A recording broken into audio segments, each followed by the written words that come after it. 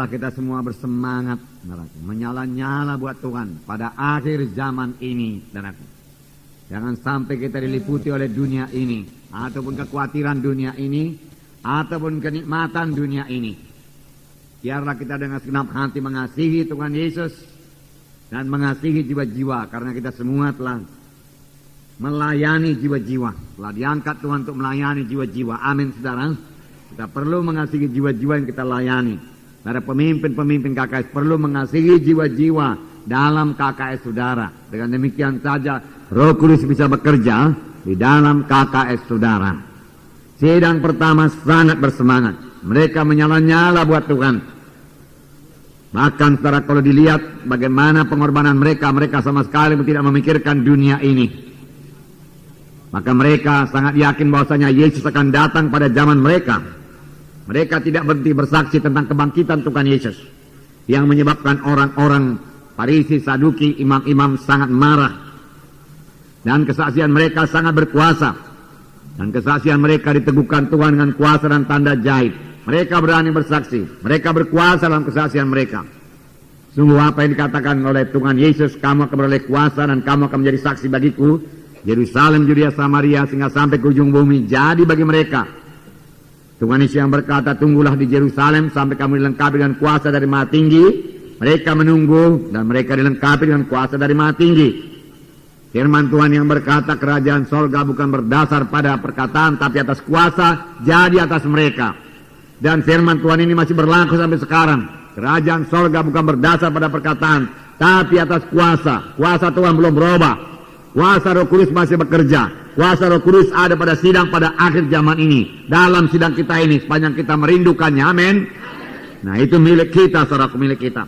Saudara, kita sudah melihat, saudaraku, dalam firman Tuhan yang lalu, bahwasanya waktu pencurahan Roh Kudus yang pertama kali, saudaraku, di mana semua anak Tuhan beroleh Roh Kudus. Sebelumnya hanya kepada nabi-nabi, imam-imam, saudaraku, raja-raja.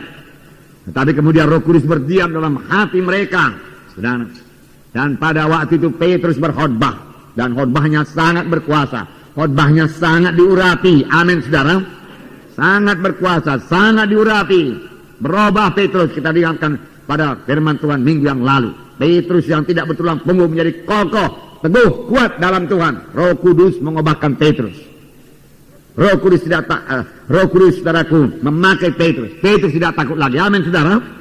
Nah, itu bekerja Roh Kudus yang masih berlangsung sampai sekarang ini. Lihatlah perubahan yang terjadi pada Petrus. Rindukan itu supaya jadi bagi saudara. Dan saudara boleh mohon, Tuhan biar ini juga jadi kepada saya. Karena itu kehendak Tuhan. Dan sepanjang kita mohoni, yang kita mohonkan itu seturut dengan kehendak Tuhan, maka kita mengetahui bahwa Tuhan mengabulkan doa kita. Dan kalau kita tahu Tuhan mengabulkan doa kita, maka kita sudah memperoleh apa yang kita minta itu. Amin, saudara. Nah, puji Tuhan, saudaraku, puji Tuhan. Petrus berkhotbah dan khotbahnya sangat diurapi.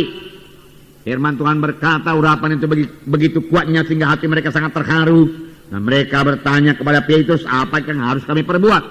Dengan tegas Petrus berkata, bertobatlah dan berilah dirimu dibaptis dan kamu keberoleh karunia Roh Kudus. Mereka memberi diri mereka dibaptis, mereka bertobat, dan pada hari itu jumlah mereka bertambah kira-kira 3.000 jiwa. 3.000 jiwa. Luar biasa, para luar biasa. Inilah pekerjaan Roh Kudus, saudara. Roh Kudus masih sanggup melaksanakannya. Tetapi apakah anak-anak Tuhan punya iman? Apakah anak-anak Tuhan, saudaraku, merindukannya dan mohon sungguh-sungguh kepada Tuhan? Tuhan mau, saudaraku, lebih banyak jiwa-jiwa selamat daripada selamat pada sidang pertama. Lebih banyak lagi persentasenya, amin, saudara. Nah, urapan seperti yang dimiliki Petrus ini bisa dimiliki oleh sidang akhir zaman. Bisa kita miliki sepanjang kita merindukannya dan mau membayar harganya. Saya terangkan dalam pertemuan cabang-cabang desa-desa supaya mereka lapar dan haus akan kuasa Tuhan. Lapar dan haus akan urapan Tuhan. Lapar dan haus akan hikmat Tuhan. Lapar dan haus akan kesembuhan yang daripada Tuhan, bukan hanya untuk mereka.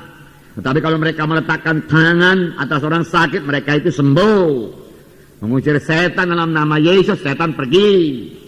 Kita harus haus lebih dahulu, lapar dan haus lebih dahulu. Amin, saudara. Nah, panjang kita merindukannya, oleh sebab itu jadilah orang-orang rohani. yang mempunyai pikiran yang rohani, bukan pikiran yang duniawi ini. Kalau kita pun memiliki pikiran duniawi, bagaimana kita bisa mengerti perkara rohani? Kita yang menguasai pikiran kita. Dan lagi Roh Kudus bisa menolong kita memakai firman Tuhan yang kita dengar untuk membaharui cara berpikir kita, saudaraku. Petrus juga dilengkapi dengan kuasa dari Maha Tinggi. Karunia-karunia Roh bekerja dengan giatnya dalam dia. Karunia menyembuhkan, karunia mengadakan mujizat. Sebab pada waktu itu dia berjalan ke gerbang Elok. Di situ dia lihat seorang yang lumpuh dari rahim ibunya, umurnya 40 tahun. Dan Petrus berkata, emas dan perak tidak ada padaku, tapi apa yang ada padaku berikan padamu. Di dalam nama Yesus bangkit dan berjalan. Lalu dia mengangkat tangan kanan orang itu. Lalu dia memberdirikan orang itu. Seketika juga kuatlah persendian orang tersebut, dan orang itu sembuh. Mereka berjalan, mereka melompat-lompat masuk dalam bait Allah, memuji dan memuliakan Allah. Saudara, saya yakin beberapa karunia bekerja di situ. Karunia iman bekerja di situ. Dan karunia menyembuhkan, karunia mengadakan mujizat. Saya percaya itu mengadakan mujizat, saudara. Ya, karena segera mujizat itu terjadi. Ya.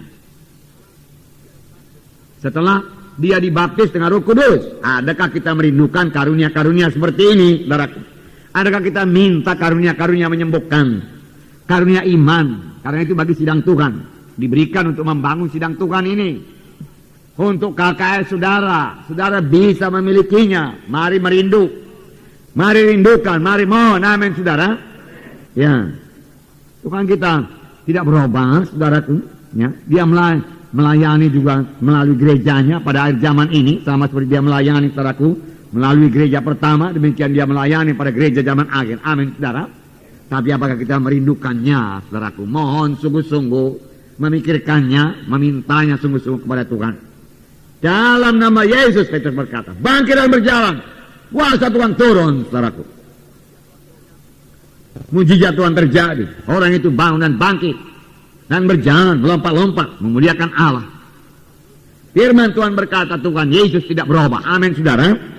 Berarti kuasanya tidak berubah. Amin.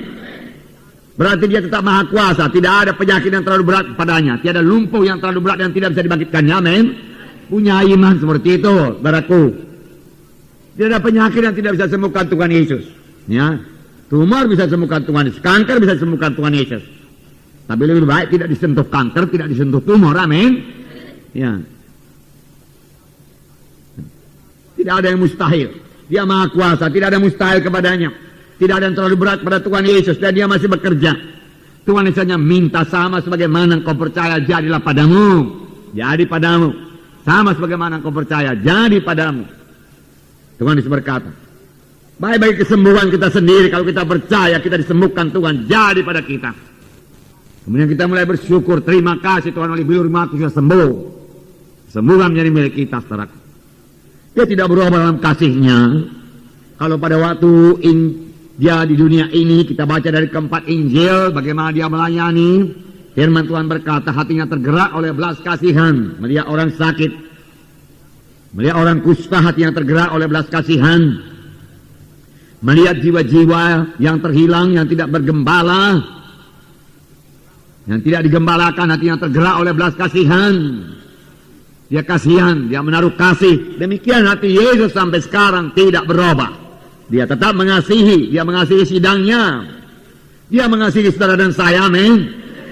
Ya, itu sebabnya saya suka menyanyikan, aku mengasihi engkau Yesus. Karena dia lebih dahulu mengasihi saya, demikian juga saudara. Ya, dia mengasihi saudara. Dan kalau ada keberatan, hatinya tergerak oleh belas kasihan, hatinya juga tergerak oleh belas kasihan melihat jiwa-jiwa yang terhilang di luaran sana. Hatinya tergerak oleh belas kasihan. Hati Yesus tidak berubah, tidak menjadi keras. Jaga hati kita juga jangan menjadi keras. Amin. Ya, pelihara hati roh yang mengasihi. Pelihara hati roh yang mengampuni, yang memaafkan. Jangan membenarkan diri sendiri. Kalau kita, saudaraku, tidak memelihara roh mengampuni, segera mengampuni, tapi selalu panas hati dan mau membalas dendam, saudara, maka bertambah hari hati kita ini bertambah jauh dari kasih Tuhan, dan bertambah hari hati kita ini bertambah keras. Jangan sampai terjadi. Amin. Kalau ada yang bersalah kepada kita, misalnya kita ditokoin, saudaraku, ya, kita merasa saudaraku dipermalukan, saudaraku dari pihak kita sebagai anak Tuhan, sebagai pelayan Tuhan, kita harus segera mengampuni. Itu hanya saudaraku 100 dinar saja, 10.000 talenta hutang kita telah lunaskan Tuhan. 100 talenta tidak bisa dituntut, saudaraku. Amin. Kalau kita suka mengampuni, saudaraku, mengampuni saudara dengan segenap hati kita, maka kasih Tuhan bisa mengalir kepada kita. Maka kita bisa mengasihi jiwa-jiwa itu, saudaraku. Hati kita juga bisa tergerak oleh belas kasihan. Dan Roh Kudus bisa memimpinkan kita, saudaraku. Amin, saudara. Karena Roh Kudus hanya bicara kepada hati yang lembut, hati yang mengasihi. Bukan kepada hati yang keras, hati yang bandel, hati yang mau membalas dendam, hati yang tidak mau mengalah. Roh Kudus payah bekerja di situ, saudaraku. Nah, oleh sebab itu beri kesempatan pada Roh Kudus dengan mengampuni, ya kita mendengar suara Tuhan. Saudaraku, Tuhan tidak berubah dalam pelayanannya. Dia masih melayani, dia masih menyelamatkan, dia masih menyembuhkan, dia masih melepaskan yang terikat. Tetapi siapakah yang dipakai Tuhan Yesus? Saudara dan saya, amin. Oleh sebab itu saudara mesti punya iman. Kalau saudara tidak punya iman, Tuhan tidak bisa bekerja melalui saudara. Barangkali kita nanti jadi tukang bicara saja. Ya, biar lancar kita bicara, kita hanya sebagai gong yang gebancing saja. Ya, oleh sebab itu mari mengasihi, saudaraku. Mari mengasihi, mari melayani dengan kasih. Amin, saudara. Tuhan Yesus tidak berubah, Tuhan Yesus tidak berubah. Nah, saudara, Tuhan Yesus mau menyatakan kuasanya, tetapi di manakah yang rindu akan kuasa Tuhan? Di manakah yang rindu akan mujizat Tuhan? Di manakah hamba-hambanya yang rindu akan urapan Tuhan? Yang mau membayar harganya, saudaraku? Yang mau bertekun dalam doa? Yang mencari wajah Yesus, saudaraku? Yang merindukan kuasanya? Yang mohon sungguh-sungguh supaya diurapi Tuhan bertambah-tambah, saudaraku. Saudara, marilah sambutlah maksud Tuhan ini, saudaraku. Sambut maksud Tuhan. Nah, juga semua kita dipanggil Tuhan untuk menjadi saksi. Hari ini kita membaca Kitab Rasul pasal 4 ayat 1 sampai 22. Saya membaca satu ayat, saudara baca satu ayat. Kisah para Rasul pasal 4 ayat 1 sampai 22. Bukalah Alkitab saudara.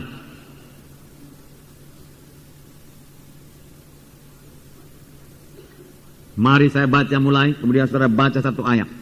Ketika Petrus dan Yohanes sedang berbicara kepada orang banyak, mereka tiba-tiba didatangi imam-imam dan kepala pengawal bait Allah serta orang-orang Saduki.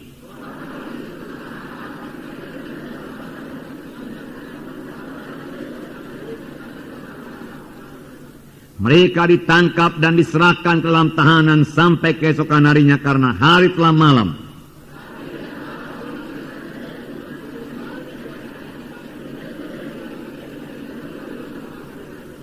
Pada keesokan harinya pemimpin-pemimpin Yahudi serta tua-tua dan ahli-ahli Taurat mengadakan sidang di Yerusalem.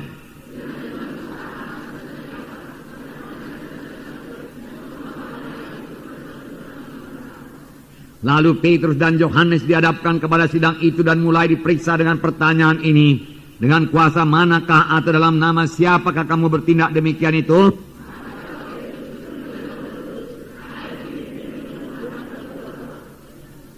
Jika kami sekarang harus diperiksa karena suatu kebajikan kepada seorang sakit dan harus menerangkan dengan kuasa manakah orang itu disembuhkan,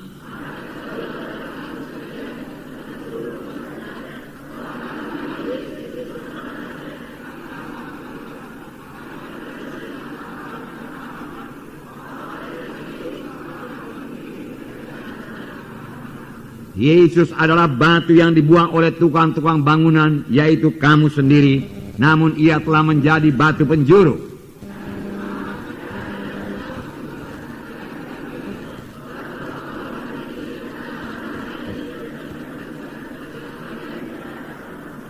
Ketika sidang itu melihat keberanian Petrus dan Yohanes dan mengetahui bahwa keduanya orang biasa yang tidak terpelajar, heranlah mereka dan mereka mengenal keduanya sebagai pengikut Yesus.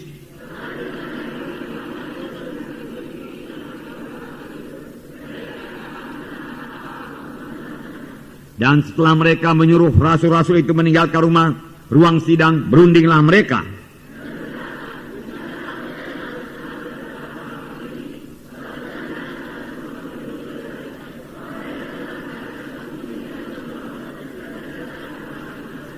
Tetapi supaya hal itu jangan makin luas tersebar di antara orang banyak, baiklah kita mengancam dan melarang mereka, supaya mereka jangan berbicara lagi dengan siapapun dalam nama itu.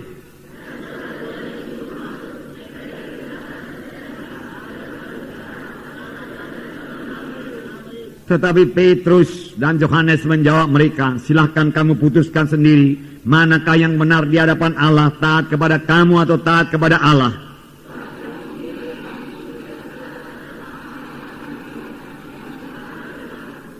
Mereka semakin keras mengancam rasul-rasul itu, tetapi akhirnya melepaskan mereka juga, sebab sidang tidak melihat jalan untuk menghukum mereka, karena takut akan orang banyak yang memuliakan nama Allah, berhubung dengan apa yang telah terjadi.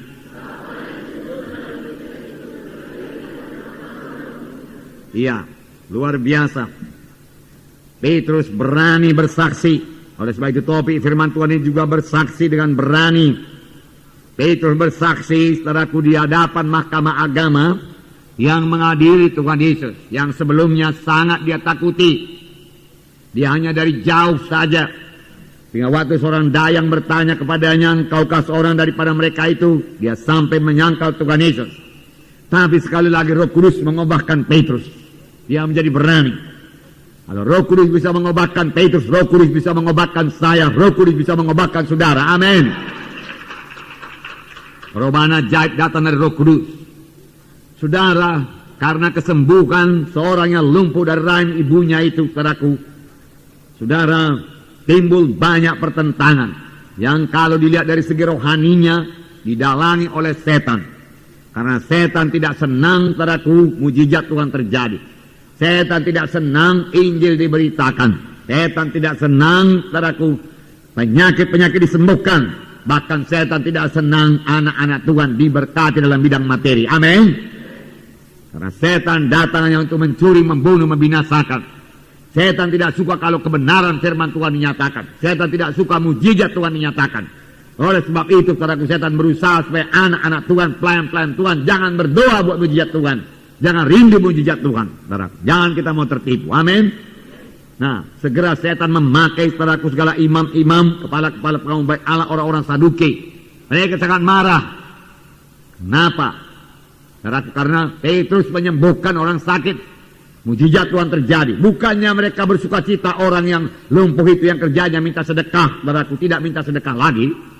Ya, lompat-lompat dan masuk baik Allah, memuji dan menyembah Tuhan. Sebagai imam-imam, kalau mereka memiliki kasih, tentunya mereka harus bersuka cita. Bersyukur kepada Tuhan, ikut memuji menyembah Tuhan.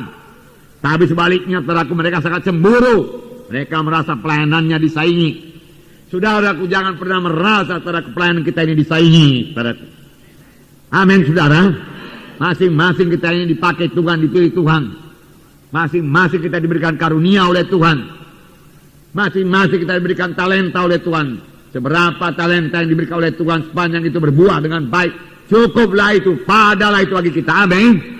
Oleh sebab itu buangkan roh siaku, roh kesombongan yang mau menonjolkan diri. Kapan masih siaku kita yang menonjol, saudaraku? Roh Kudus nggak bisa bekerja. Lalu kita melayani dengan kekuatan kita sendiri. Dan hasilnya, saudaraku, sangat minim, saudaraku. Ya, sangat minim. Ya, Tuhan tidak bisa memakai keakuan manusia ini. Semua kemuliaan harus diberikan pada Yesus. Amin.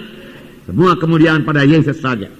Nah, jadi mereka cemburu, mereka menangkap rasul-rasul, saudaraku, dan memasukkan dalam penjara, menahannya dalam penjara, yaitu Petrus dan Yohanes, karena hari sudah petang dikatakan di sini, saudaraku. Nah, mereka juga marah karena Petrus dan Yohanes memberitakan ada kebangkitan dari antara orang mati di dalam Tuhan Yesus. Karena orang Saduki tidak percaya kebangkitan. Kalau nggak percaya kebangkitan, buat apalah saudaraku mengikuti agama, saudara? Nah, saudara, mereka marah, saudara. Tetapi puji Tuhan, haleluya, kita semua percaya bahwasanya ada kebangkitan dari antara orang mati. Amin. Kita akan dibangkitkan dengan tubuh yang mulia. Amin. Dan kalau Yesus cepat datang, saudaraku, tidak semua kita ini akan mati. Tidak semua akan mati. Karena sebagian besar akan terangkat bertemu dengan Tuhan di awan-awan. Diubahkan, saudaraku. Amin, saudara. Ya. Dan kalau Yesus lebih lambat datang, lebih banyak yang mati. Tapi kalau kita mati, biarlah kita mati dalam Tuhan. Amin. Kalau kita mati dalam Tuhan, lalu waktu Yesus datang, kita pun dibangkitkan juga. Dan memperoleh tubuh yang mulia. Amin. Yang tidak bisa sakit, tidak bisa pilek pun enggak. Sekarang ini belum tubuh mulia. Hanya tubuh yang didiami oleh Roh Kudus. Kita rumah Roh Kudus, tubuh kita ini. Itu pun berkatnya sudah melimpah, saudaraku. Ya, sudah luar biasa. Ya, muka saudara bersuka cita karena Roh Kudus dalam saudara. Amin. Ya. Nah, Roh Kudus sekaligus menghidupkan tubuh-tubuh kita yang fana ini, menyanggupkannya untuk melayani. Amin. Ya, puji Tuhan. Itu punya Roh Kudus. Tapi nanti Roh Kudus, saudaraku, memberikan tubuh yang baru, tubuh yang mulia kepada kita. Tubuh yang tidak bisa mati lagi, tubuh yang tidak bisa sentuh penyakit. Luar biasa itu, saudaraku. Amin, saudara. Jadi percayai kebangkitan. Biar saya bacakan sebentar 1 Korintus pasal 15 ayat 22. Menerangkan mengenai kebangkitan. 15 ayat 22 saya bacakan pada saudara. Karena sama seperti semua orang mati dalam persekutuan dengan Adam, demikian pula semua orang akan dihidupkan kembali dalam persekutuan dengan Kristus. Amin. Dihidupkan kembali kalau kita dalam Kristus. Ayat 51. 1 Korintus 15. Sesungguhnya aku menyatakan kepadamu suatu rahasia. Apakah itu? Saudara mau mendengarnya? Dengarkan baik-baik, lihat Alkitab saudara. Kita tidak akan mati semuanya, tetapi kita semuanya akan diubah. Haleluya. Ini waktu kedatangan Tuhan. Saya baca terus. Dalam sekejap mata, pada waktu bunyi nafiri yang terakhir. Sebab nafiri akan berbunyi, dan orang-orang mati akan dibangkitkan dalam keadaan yang tidak dapat binasa. Dan kita semua akan diubah.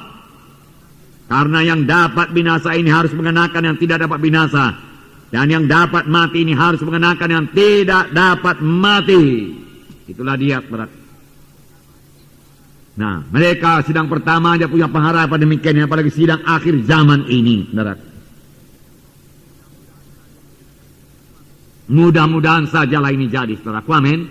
Yesus segera datang, saudara. Barangkali kalau 20 tahun lagi banyak kali di antara kita yang bertahan. Amin. Ya, tidak semua akan mati.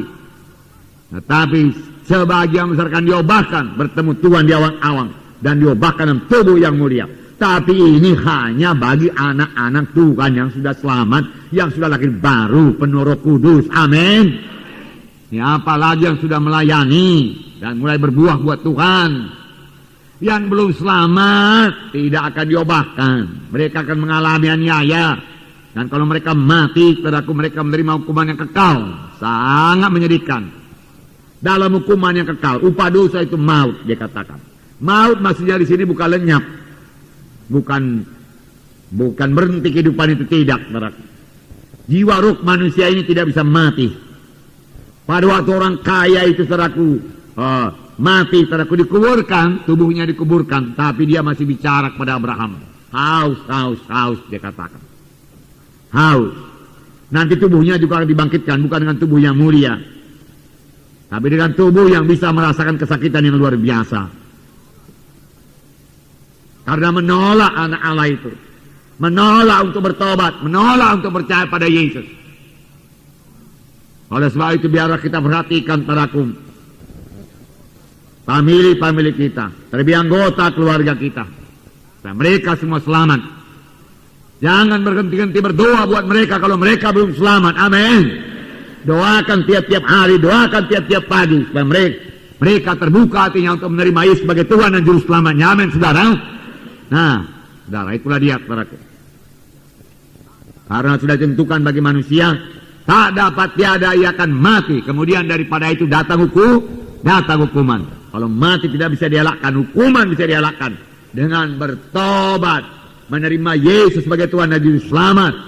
percaya dengan hati dan mengaku dengan mulut, kemudian terus mengikut Tuhan dan bertumbuh dalam Tuhan dan berbuah dalam Tuhan. Untuk itulah kita selamatkan Tuhan. Amin, saudara. Ya, menyesal dan bertobat dan terima sebagai Tuhan dan Juru Selamat kita, saudara. Nah, namun ada aniaya. Sidang pertama yang masih demikian muda juga, saudaraku, sudah diizinkan Tuhan aniaya. Sebab dikatakan di sini, datanglah imam-imam kepala, saudaraku, pengawal bait Allah orang Saduki, menangkap mereka, masuk ke dalam penjara. Bukankah itu aniaya? Betulkah itu aniaya? Betul. Aniaya. Saudaraku, belum lagi saudaraku ada training, saudaraku, belum, masih baru-baru saja, saudaraku. Selamat jiwa-jiwa, sudah ada aniaya. Setan tidak suka, saudaraku, sidang Tuhan bangun. Nah, kenapa apa yang dikatakan Tuhan Yesus dalam Matius 10? Matius 10. Bisa juga terjadi pada zaman sekarang ini juga, amin, saudara. Tapi jangan membuat kita takut mengikut Tuhan. Amin. Ya. Atau ada yang takut aniaya, saudaraku. Tidak, saudaraku, jangan takut aniaya. Dan kalaupun datang aniaya, saudaraku, jangan sangkal Tuhan Yesus. Kita tidak akan coba lebih daripada kesanggupan kita. Amin. Ya, kalau memang dia aniaya sampai mati, berangkat ke sorga, saudaraku. Amin. Ya, sampai ketemu di sorga.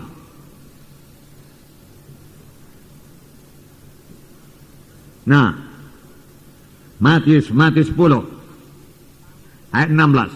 Lihat, aku mengutus kamu seperti domba ke tengah-tengah serigala, sebab itu hendaklah kamu cerdik seperti ular dan tulus hati seperti merpati. Tetapi waspadalah terhadap semua orang, karena ada yang akan menyerahkan kamu kepada majelis agama, dan mereka akan menyesat kamu di rumah ibadatnya. Lihatlah itu, saudara, musuh gereja yang benar, yang terutama dari orang beragama, bukan dari orang kafir. Bahkan di sini dikatakan menyesah kamu di rumah ibadatnya. Jadi mereka beribadat, mereka beragama, dan menangkap Petrus juga mahkamah agama. Tetapi telah menolak kuasa ibadah itu. Nah, dan karena aku, kamu akan digiring ke muka penguasa-penguasa dan raja-raja sebagai suatu kesaksian bagi mereka dan bagi orang-orang yang tidak mengenal Allah, kesempatan untuk bersaksi.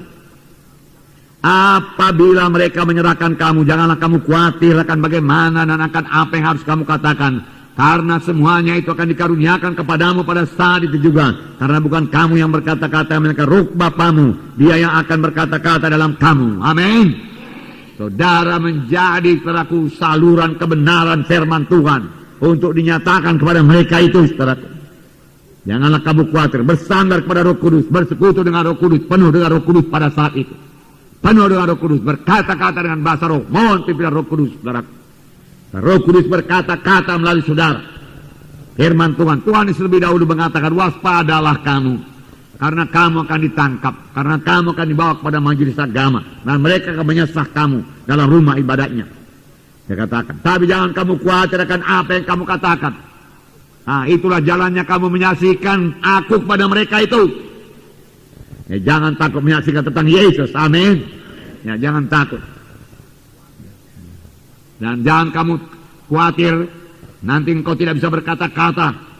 Pada waktu itu Roh Kudus akan berkata-kata melalui engkau, dia katakan. Apa yang kau katakan aku berikan padamu. Aku membubuh perkataan kebenaran dalam mulutmu. Amin. Puji Tuhan. Kalau saudara penuh dengan Roh Kudus, saudara akan mengalami hal ini banyak kali. Amin. Saudara akan merasakan pertolongan Tuhan waktu saudara berkhotbah. Kalau saudara penuh dengan Roh Kudus dan memiliki pikiran yang rohani, maka Roh Kudus bebas memakai saudara, bebas membubuh perkataannya. Apalagi saudara bergerak dalam mengasihi Tuhan, mengasihi jiwa-jiwa. Amin. Roh Kudus dengan mudah bicara kepada saudara, dan saudara boleh menyampaikan kebenaran tersebut kepada jiwa-jiwa. Tapi sekali lagi ada halangan-halangannya. Kehendak daging merupakan halangan buat pekerjaan Roh Kudus bicara kepada saudara.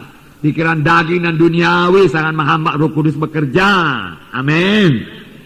Oleh sebab itu miliki pikiran yang baru, pikiran rohani. Roh Kudus akan selalu memakai saudara, mengurapi saudara sangat luar biasa. Dan hasilnya juga luar biasa, saudaraku. Puji Tuhan, saudaraku. Amin, saudara. Nah, saudaraku yang kasih dalam nama Yesus.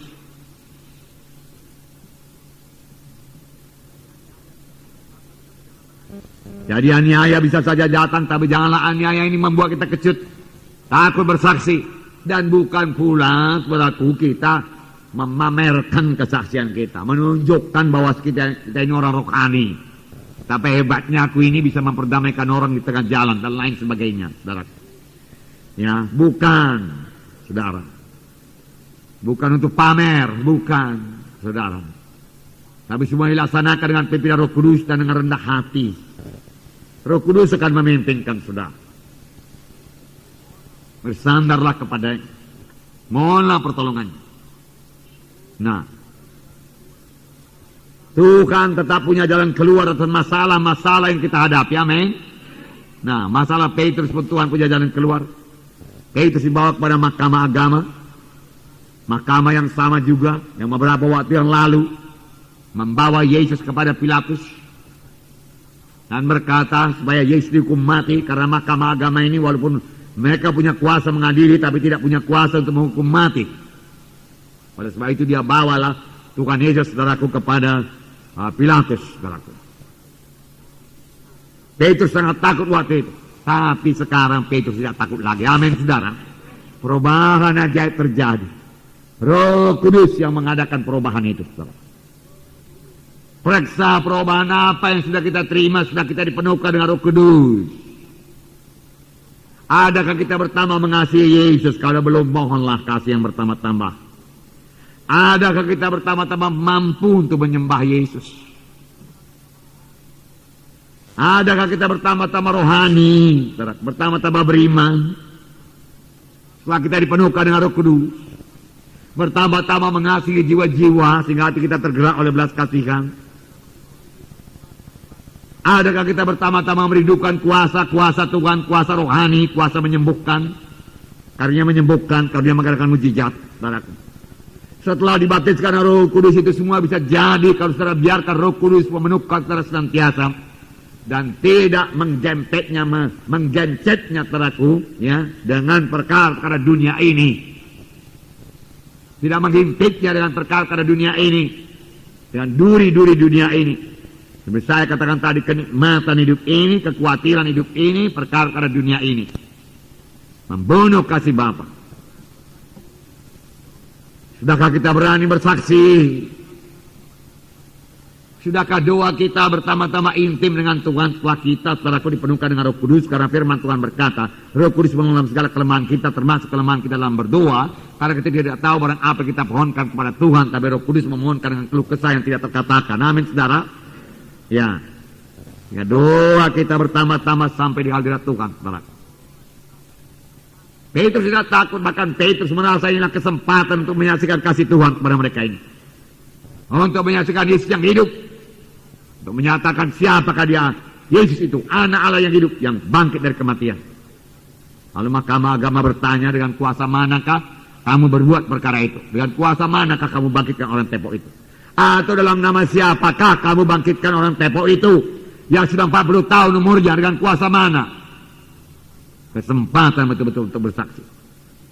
Boleh jadi maksud daripada mahkamah agama ini menakut-nakuti Petrus, tapi nyatanya Petrus tidak takut lagi. Petrus sudah berubah, jadi berani. Saudara, dengan kuasa manakah atau dalam nama siapakah? Dari sini saudara kita bisa mengambil kesimpulan bahwa kuasa itu sama dengan nama. Amin. Kuasa sama dengan nama. Dengan kuasa manakah kamu menyembuhkan? Dengan nama siapakah kamu berbuat hal itu? Oleh sebab itu nama Yesus berkuasa. Sebab kami perbuat dalam nama Yesus, dia katakan. Nah, tapi jangan lupa, saya mau mengingatkan sebentar, saudara. Maka jawab Petrus penuh dengan Roh Kudus. Tiap kali Petrus berkata-kata, dia penuh dengan Roh Kudus. Perkataan yang disampaikan pada waktu penuh dengan Roh Kudus amat berbeda dengan perkataan yang disampaikan pada waktu tidak penuh dengan Roh Kudus. Perkataan yang disampaikan pada waktu kita penuh dengan Roh Kudus, penuh urapan, penuh kuasa. membawa berkat bagi jiwa-jiwa. Perkataan yang kita sampaikan dari manusiawi, dari pikiran kita sendiri, mematikan. Karena huruf itu mematikan, roh yang menghidup, roh yang menghidupkan. Itu sebabnya perlu setiap anak-anak Tuhan selalu penuh dengan Roh Kudus. Amin. Sama saja berdoa dengan akal dan berdoa dengan penuh Roh Kudus, dipimpin Roh Kudus, amatlah berbeda. Memang sebagaimana dikatakan Paulus, aku bisa berdoa dengan akalku, aku bisa berdoa dengan rohku, dengan Roh Kudus. Tapi saya lebih bisa berdoa dengan Roh Kudus, lebih suka berdoa dengan Roh Kudus. Amin. Demikian juga memuji dan menyembah Tuhan. Amatlah berbeda memuji menyembah Tuhan dengan penuh dengan Roh Kudus daripada hanya dari manusia itu sendiri, dari kita sendiri. Walaupun kita menyampaikannya tetap dengan sungguh-sungguh. Amin. Demikian juga memainkan musik ini. Nampaknya saudaraku, saudara, ini keahlian manusia, saudara berkata. Tapi memainkan musik dengan urapan Roh Kudus, dengan penuh dengan Roh Kudus akan berbeda dengan memainkan musik tanpa penuh dengan Roh Kudus. Roh Kudus mau perubahan. Ya. Maka jawab Petrus, yang penuh dengan Roh Kudus. Kalau pada hari ini kami diperiksa karena kami berbuat kebaikan, yang sebenarnya karena berbuat kebaikan kami tidak perlu diperiksa, mengapa pula kami harus diadili karena berbuat kebaikan? Tetapi tidak apalah kamu mengadili kami, ya. Dan kami ditanya dengan kuasa manakah atau dalam nama siapakah kami membangkitkan orang tepok itu, maka ketahuilah oleh kamu sekalian dan ketahuilah oleh seluruh penduduk Yerusalem bahwa kami berbuat itu bukan dengan kesalehan kami. Dia katakan bukan karena kesalehan kami. Ketahuilah seluruh Israel bahwa dalam nama Yesus Kristus, orang Nazaret yang telah kamu salibkan, yang telah dibangkitkan Allah dari antara orang mati, bahwa oleh karena Yesus itulah orang ini dengan sehat sekarang berdiri di depan kamu. Nah, saudara, dengan nama Yesus yang kamu salibkan, dia katakan, dia beri kemuliaan pada Tuhan Yesus. Mereka tidak berkata karena kami sudah puasa 10 hari, nanti kan Tuhan Yesus kami banyak berdoa, lalu kami dihiburati Tuhan, lalu orang ini sembuh. Dia tidak berkata demikian. Dia berkata, Yesus, dalam nama Yesus yang kamu salibkan.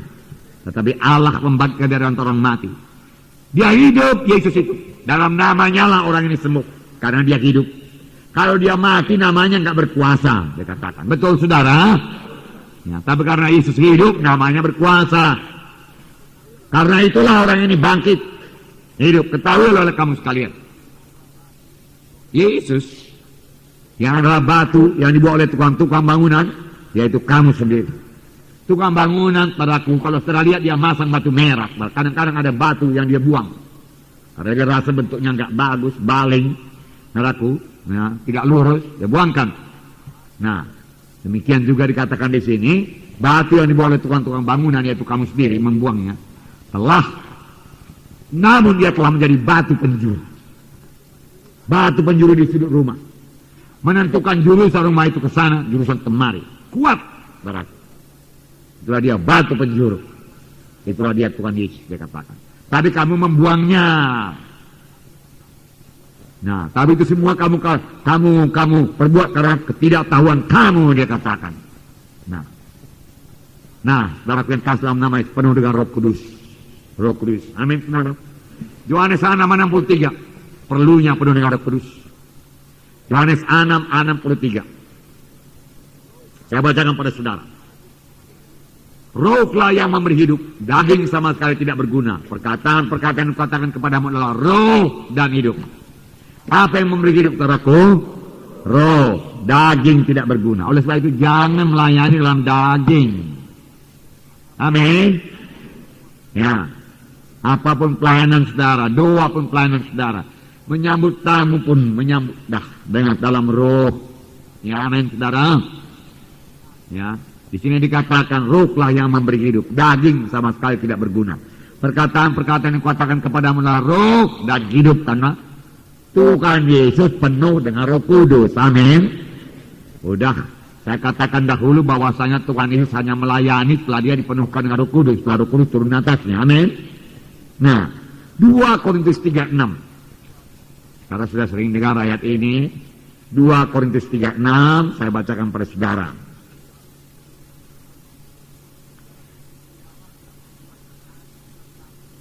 Ialah yang membuat kami juga sanggup menjadi pelayan-pelayan dari satu perjanjian baru yang tidak terdiri dari hukum yang tertulis tapi dari roh. Sebab hukum yang tertulis mematikan, tetapi roh menghidupkan. Roh Kudus menghidupkan. Amin. Roh Kudus menghidupkan firman yang saya bacain dalam hati saudara. Saya sampaikan ini. Amin saudara. Ya, karena saya bergantung pada Roh Kudus, saudaraku. Karena saudaraku baik sekarang ini, baik pun tadi, mulai tadi pagi, saya sudah penuh dengan Roh Kudus, saya bahasa roh, amin. Ya, saya tidak mau melayani, saudaraku, sebelum bicara dengan bahasa, sebelum penuh dengan Roh Kudus, saudaraku.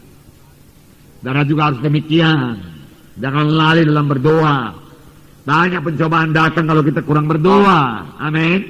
Dan saudaraku, kalau menang masih menang atas pencobaan, puji Tuhan. Kalau jatuh, kalau kalah gimana, saudaraku? Oleh sebab itu siapkan diri saudara pada pagi hari dengan berdoa cukup, dengan penuh dengan Roh Kudus, saudaraku. Amin. Penuh dengan Roh Kudus, penuh dengan Roh Kudus. Bahasa roh, amin. Haleluya, saudaraku. Itulah kekuatan saudara. Daging ini tidak suka bahasa roh, daging ini nggak suka berdoa. Karena kalau kita penuh dengan Roh Kudus, daging ini ditundukkan diam. Kita tidak mengikuti kehendak daging kita. Kita tidak berlajak-lajak. Bahkan pikiran kita, kalau kita sudah penuh dengan Roh Kudus, dikuasai oleh Roh Kudus, tidak lagi menghayal ke sana kemari. Saudaraku, dengan segala pikiran-pikiran daging duniawi, masuk lagi kenajisan, saudaraku, alangkah merugikan itu, alangkah melumpuhkan kita, alangkah membutakan mata rohani kita. Seharusnya kita sebagai pelayan-pelayan Tuhan ini mengasihi jiwa-jiwa, memikirkan jiwa-jiwa kita. Yang itu belum juga dewasa, Tuhan, tolonglah dia mengerti firman-Mu, Tuhan. Aku bersyukur anakmu ini sudah bertambah-tambah dewasa dan aku boleh melayani dia, kami boleh berkata-kata. Sebentar lagi Tuhan gak bisa dia kuajak menginjil, kami sama-sama menginjil. Amin, saudara. Memang perlulah saudaraku menginjil, amin. Nah, urapan Roh Kudus, saudaraku, membuat firman Tuhan hidup. Urapan Roh Kudus membuat firman Tuhan, saudaraku, berkuasa. Urapan Roh Kudus membuat jiwa-jiwa tertemplah hatinya. Urapan Roh Kudus membuat jiwa-jiwa, saudaraku, bertobat. Kalau yang menyampaikannya itu penuh dengan Roh Kudus, amin.